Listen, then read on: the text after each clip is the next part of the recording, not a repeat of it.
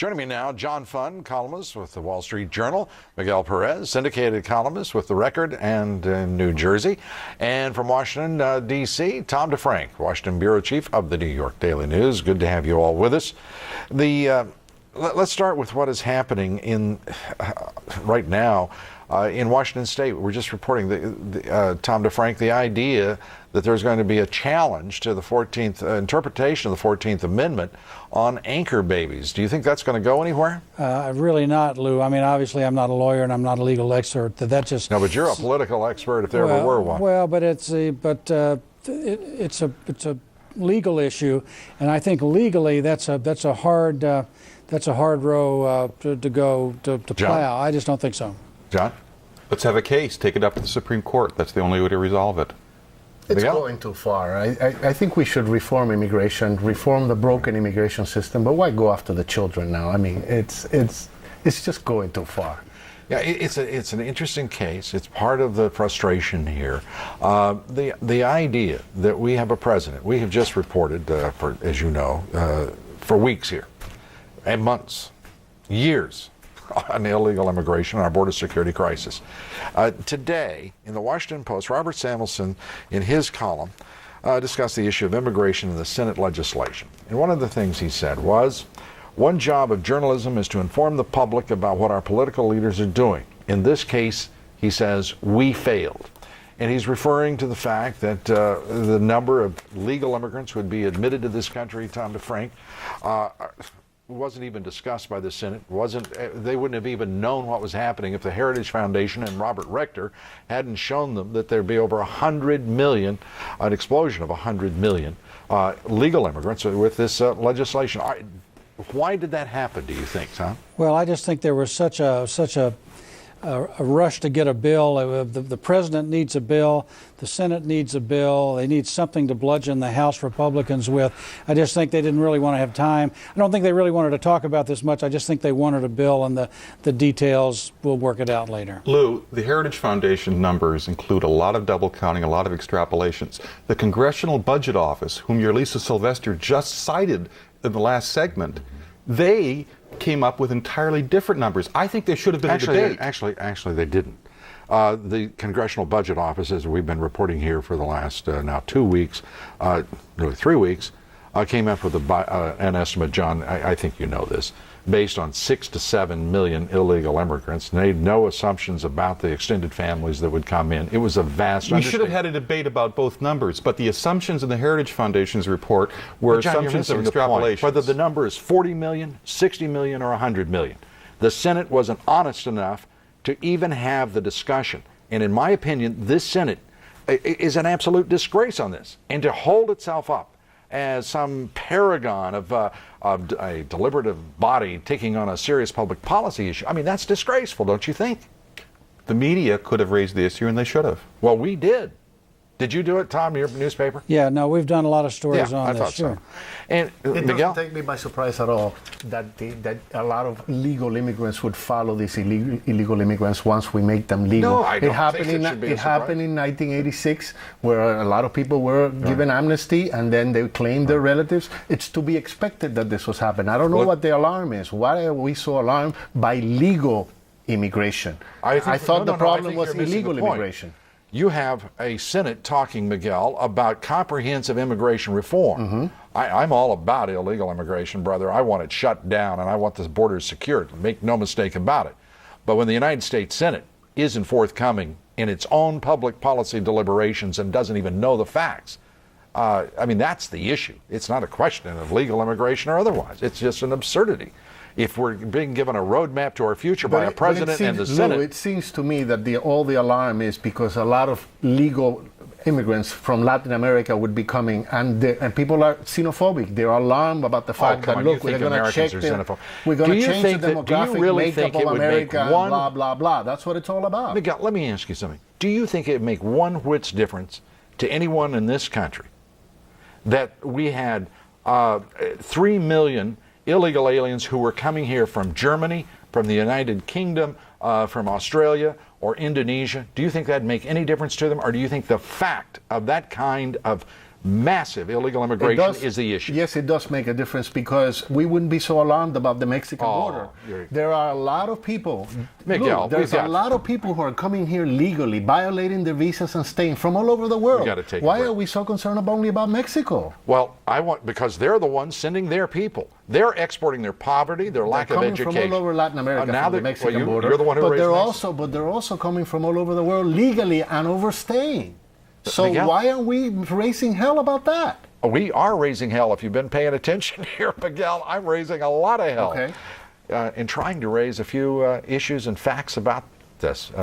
It's like the old saying, give them hell, but we're really just trying to get the truth out there. Thank you, Miguel. We'll be right back with John Fund, Tom DeFrank, Miguel Perez. Stay with us. That guy with his inappropriate questions. You trust your husband? And smart comebacks. Move on, people. Glenn Beck is that guy. Tonight at 7 and 9.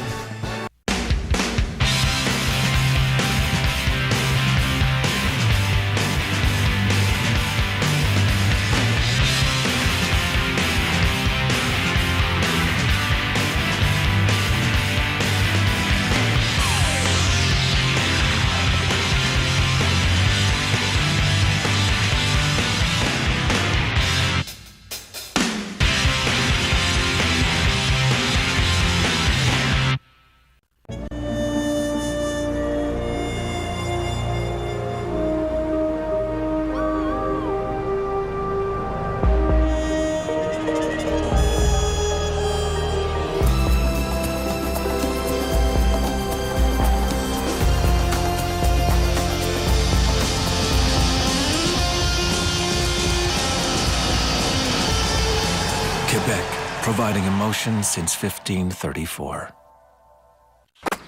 Call now to start your weekend with New York Times Home Delivery. The New York Times is the greatest paper in the world, without a doubt. It's the quality of the writing. It's aerobics for the brain. Just incredibly interesting. So many things you can get out of it. It's the newspaper of New York. Call 1-800-423-0707 for home delivery, starting at $2.50 per weekend. I don't just trust anybody to bring me the news. It looks at things from all angles. Whenever I'm in doubt, I look in the New York Times. Call now for 12 weeks, starting at $2.50 per weekend. That's 50% off. No other newspaper can cover what the New York Times covers. More in-depth stories. A better array of international news. There's articles where I live. It's a rich cultural celebration. What the latest trend is. It's almost like a guide to New York. Call now for home delivery and have the Times waiting for you. It starts my day. It's my window to the world. We don't really feel that we're ready for a Monday unless we've read it on Sunday. There's nothing quite like the Times. Call 1-800-423-0707 for home delivery, starting at $2.50 per weekend. There's the Times and there's everything else. Body Parts, an all-new CNN presents Saturday and Sunday night, 8 Eastern. Now back with the panel. Tom DeFrank, let me ask you, the Congressman Jefferson case, a constitutional crisis, a 45-day, almost everything in this case is frozen. $90,000 in cash frozen in the congressman's freezer. The president is frozen. The documents obtained for 45 days. Where are we headed with this? Well, I think we're headed probably to indictments of Congressman Jefferson, who probably should be pursuing his next employment opportunities. But I don't think it's a constitutional crisis. It's a constitutional separation of powers issue that needs to be looked at. But I don't think it's a constitutional crisis at all. Mainly, I think a lot of Republicans were looking at a way to stick it back to the White House over what they perceive as White House arrogance over the last 5 years. That's a piece of it. And the Democrats, of course, piled on as well. Do you agree with that? The White House should have negotiated with House lawyers on a better way to search the offices. But let's face it, judges have had their chambers searched by FBI in course of investigations. If we have the congressmen literally able to keep all of their papers there away from any search, I mean, they could literally move all of their criminal operations if they should choose to have them there, and no one can touch them. So there are I think those, as you know, John, who would argue that many of them do have criminal operations. No, I don't agree with Mark Twain that Congress is a native criminal class. I don't. You don't. Well, I do. Miguel, let me... I'm not at all concerned about the separation of powers here. I think if you're a crook, you're a crook, and you should be investigated, period. And especially if you're in a position as a congressman. That's all there is to it. They didn't have to do it in the dead of night. They could have negotiated that with House lawyers. The House lawyers could have moved in and taken the dead of night is the way Washington seemingly likes to work in other ways. So the executive... I don't think we should encourage that at any level. The FBI was simply conforming to work habits, I believe. Well, it was probably not smart for the FBI allegedly to threaten to kick in the congressman's door if the sergeant of arms and his staff didn't stand aside either.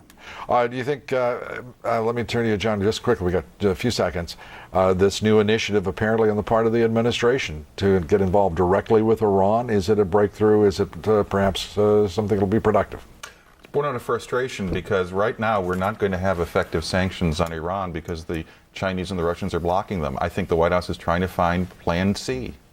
And Haditha, the massacre, Miguel, alleged massacre in Haditha, your reaction? Shames us all. This country is the beacon of human rights for the rest of the world.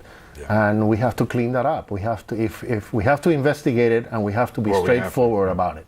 If we committed wrongs, we have to come out and say to the whole world, listen, we were wrong. It makes us all gut sick to even think that there would be such charges, let alone the prospect of a reality and a truth. Thank you, Miguel. Thank you, John. Tom, thank you very much. From Washington, D.C., Tom DeFrank, John Funda, Miguel Perez here in New York. Up next, the results of our poll. They're overwhelming. Stay with us.